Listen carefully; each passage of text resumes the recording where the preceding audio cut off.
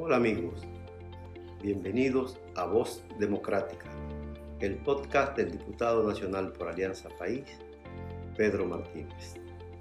En esta oportunidad contamos con la participación de la licenciada Rosalina Núñez, economista, activista social, comunitaria, defensora de derechos y sobre todo una madre vinculada al quehacer cotidiano de cualquier ciudadano. Saludos, Rosalina. Saludos, don Pedro. Muchas gracias por darme la oportunidad. Bien, Rosalina, nosotros conocemos tus inquietudes sobre el tema de la seguridad social como activista social. Y entonces esa inquietud encuentra contenido también en tu condición de madre, en tu condición de persona con una determinada condición de movilidad que te hace una persona especial, y nosotros sabemos que por ese sector también lucha. ¿Qué ha significado en estos años de la seguridad social esos servicios primero para una madre? Muy bien, don Pedro, muchas gracias. Mira, desde el punto de vista de madre, de hermana, de abuela, pues sufrimos las consecuencias que sufre todo el pueblo en general, las carencias de una verdadera seguridad social, porque sucede que tú tienes un seguro.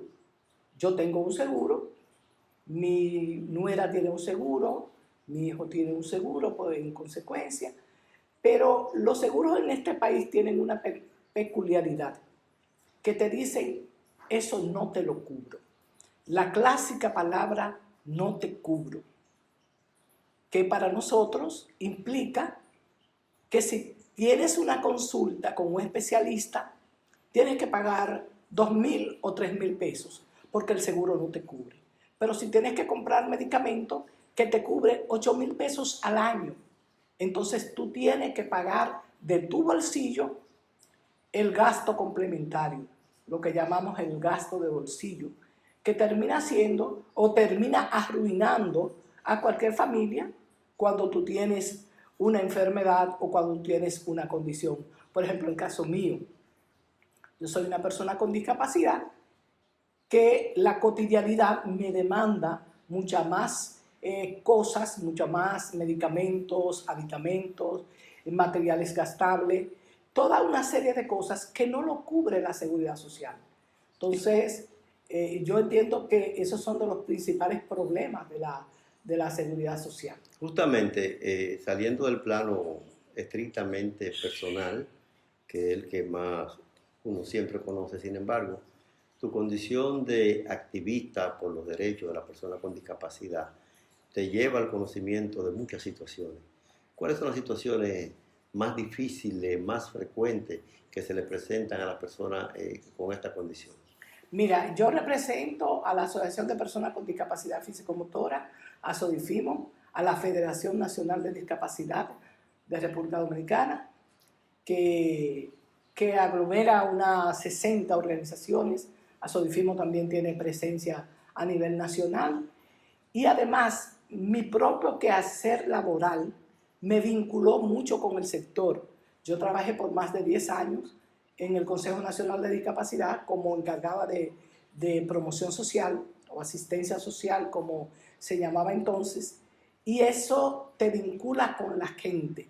Y usted no puede imaginarse la cantidad de situaciones que nosotros manejamos. Por ejemplo, a mí me rompe el alma cada vez que yo veo en las redes sociales se necesita sangre O negativa o sangre O positiva, o se necesita sangre y lo difunden por todos los grupos, porque es una pena que un familiar que encima de estar preocupado o preocupada por la situación de salud de su familia, también tenga que estar en la calle procurando sangre para su familiar. Eso es terrible. Pero en las personas con discapacidad tenemos una situación, por ejemplo, nosotros tenemos una causa de muerte silente que son las úlceras por presión de cúbito. Personalmente, yo sufrí en el 2016, comencé 2015, 2016, porque recuerdo para las elecciones del 2016 estaba afectada de esa úlcera y tenía ya más de un año sufriendo. Rosalina, que tiene la posibilidad de tener un médico amigo, un compadre, una doctora vecina, que me atendían con todo el amor y con todas las posibilidades de mi condición. Y aún así yo tenía 1 año y 3 meses sufriendo de esa úlcera. Hasta que un médico me dijo, Rosalina, tú no vas a curar hasta que no uses una terapia que se llama terapia de presión negativa, BAC. Y yo digo, ¿en qué consiste? Me dice, eso es un aparato que se te pone en la úlcera, va a succionar todo el mal que tú tienes dentro y va a subir la carne. Pues señores, les cuento que yo curé en 1 mes. Y a mí se me salieron unas lagrimotas que el doctor me dijo, ¿pero por qué lloras si estás curando? Y yo le dije, doctor, yo he visto morir muchos compañeros, muchas compañeras por tener una úlcera y porque en el hospital no le han puesto esa estrategia, ese procedimiento novedoso que yo pude adquirirlo porque lo pagó mi familia, no lo cubrió el seguro. Pero mi familia pudo cubrirlo. Entonces, eso es lo que da pena, que tantas personas se mueran, porque los seguros te cubren a ti tal vez lo indispensable. Si va una persona con una úlcera, te van a curar, te van a poner un parche y te mandan para tu casa. Sabiendo, conociendo que existe un procedimiento novedoso que te permite curar en 1 mes. Y te dejan 4 o 5 años sufriendo de eso hasta que te mueres. Pero también hay otra cosa. No lo cubre. Es decir, por ejemplo, una cirugía de vesícula, de cualquier cosa, o de riñón, el seguro la cubre abierto. Tú tienes que estarte 3 meses en tu casa, sentado, curando de ese procedimiento. No cubre con la laparoscopía. No lo cubre con la laparoscopía. Con la laparoscopía en 1 semana ya tú estás hábil para irte a trabajar. Es decir, encima de todo, yo no sé si es que son tontos y tontas, que no saben que el tiempo es dinero. Porque si tú duras 1 año en tu casa de licencia, tú estás dejando de producir. Sí, pero eso es para ti, no para las empresas de la seguridad social que siguen ganando dinero, cuanto más barato sea el procedimiento. Porque ellos miden en función de rentabilidad para ellos, no en función de servicio y esa parte que tú señalas del costo en dinero, pero también en salud, o sea, lo que representa para una persona estar enferma. La diferencia que hay entre estar enfermo y estar en salud, en condiciones de actuar. Podemos decir trabajar, pero puede ser la vida diaria. Disfrutar de la vida. Exactamente. La vida diaria. Pero eso es injusto. Definitivamente eso es injusto. El proceder de las AFP y el proceder de las ARS. Y es injusto que nuestros políticos no lo vean, que nuestros políticos no tengan la suficiente inteligencia para entender que el bienestar del pueblo debe ser su principal propósito.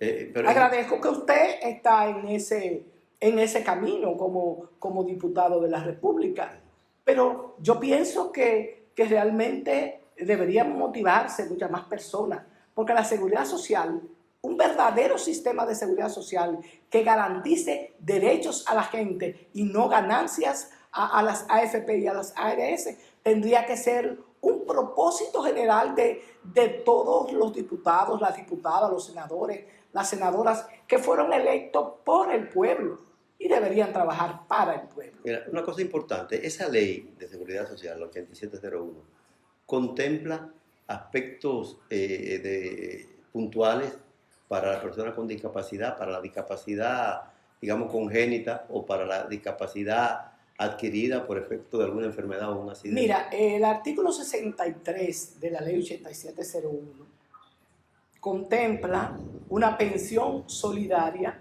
para las personas con discapacidad, madres solteras y desempleados y desempleadas.